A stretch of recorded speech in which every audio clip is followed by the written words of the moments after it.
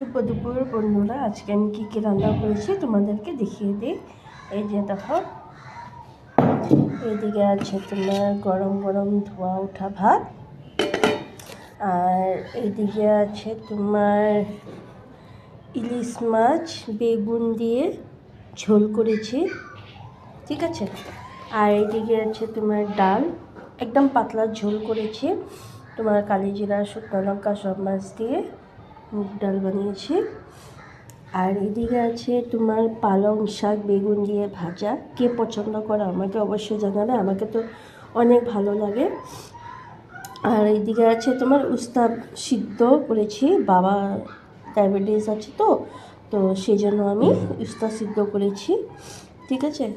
আর এদিকে আছে চিংড়ি মাছের বাটা করেছি, ঠিক আছে, চিংড়ি মাছের বাটা। তো আজকের মেনুটা তোমাদের